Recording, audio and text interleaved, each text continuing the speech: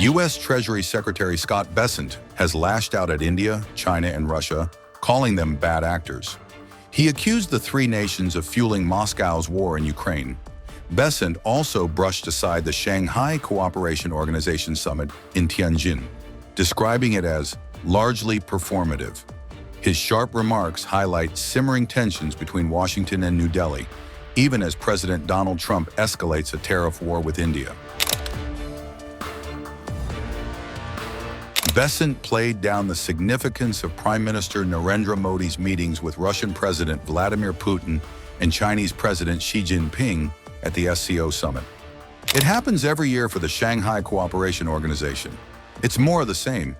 And look, these are bad actors. India is fueling the Russian war machine. China is fueling the Russian war machine. I think at a point we and the allies are going to step up, he said. Moreover, he confirmed that the Trump administration was considering additional sanctions on Russia after its fresh missile and drone attacks killed at least 17 people in Kyiv, including 4 children. So I think with President Trump, all options are on the table, and I think we'll be examining those very closely this week, Bessent said. On India, the Treasury Secretary struck a mixed tone. At the end of the day, 2 great countries will get this solved. But the Indians have not been great actors in terms of buying Russian oil and then reselling it, financing the Russian war effort in Ukraine. Bessent also argued that China would face challenges if excluded from Western markets. They don't have a high enough per capita income in these other countries, he said, pointing to Beijing's reliance on the US, Europe, and English-speaking economies. The Tianjin summit showcased rare warmth between India, Russia, and China.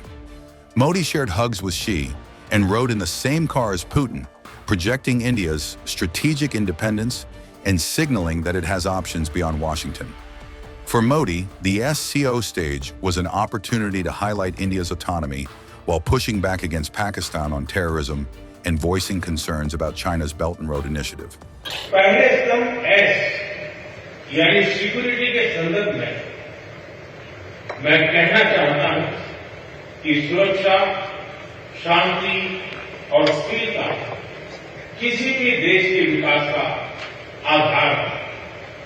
किंतु इस मार्ग में आतंकवाद, अलगाववाद और अतिवाद बड़ी चुनौतियां हैं।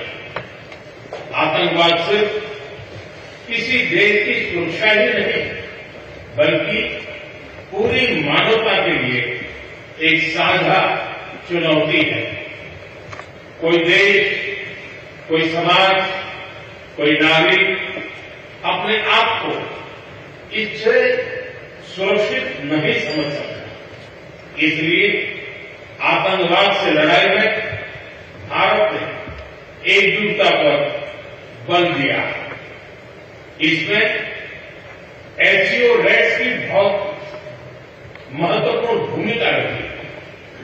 इस वर्ष भारत ने जॉइंट इंफॉर्मेशन ऑपरेशन को लीड करते हुए अल कायदा और इससे जुड़े आतंकी संगठनों से लड़ने का इनिशिएटिव किया।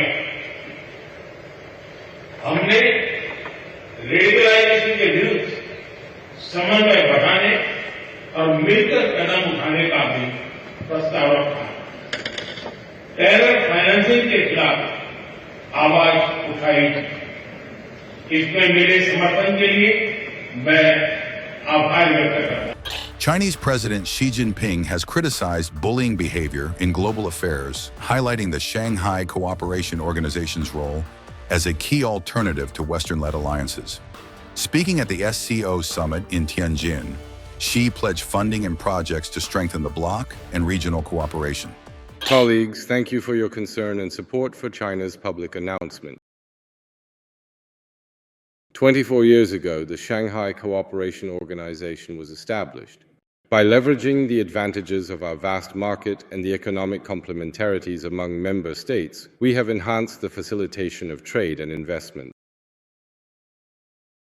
We have strengthened cooperation in areas such as energy, infrastructure, green industries, the digital economy, technological innovation, and artificial intelligence. Together, by diligently achieving mutual success and actively creating a prosperous future, we are jointly and steadily advancing toward comprehensive modernization.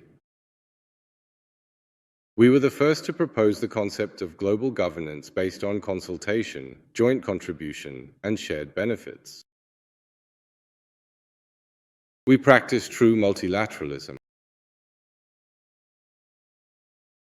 We deepen cooperation with the United Nations and other international organizations and participate constructively in international and regional affairs. We always stand on the side of international fairness and justice, advocate for inclusiveness and mutual learning among civilizations, and oppose hegemony and power politics. We have played a positive role in promoting world peace and development. A garden of diverse civilizations. China plans to implement 100 small yet impactful livelihood projects in member countries in need and will provide 2 billion yuan in grant aid to member countries within this year. In the upcoming years, specifically for the esteemed members of the prominent banking consortium, the individual member banks within this alliance will collectively proceed to issue a substantial and additional sum of 10 billion yuan in new loans. The total number of China-Europe freight train trips has exceeded 110,000. Fourth, we uphold fairness and justice.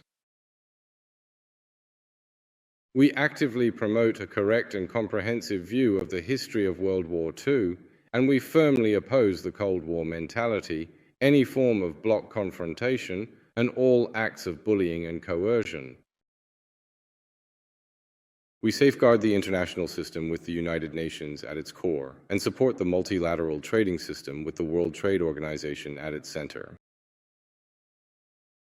We advocate for a multipolar world that is equal and orderly, and for economic globalization that is inclusive and beneficial to all. We promote the building of a more just and reasonable global governance system, peace and stability.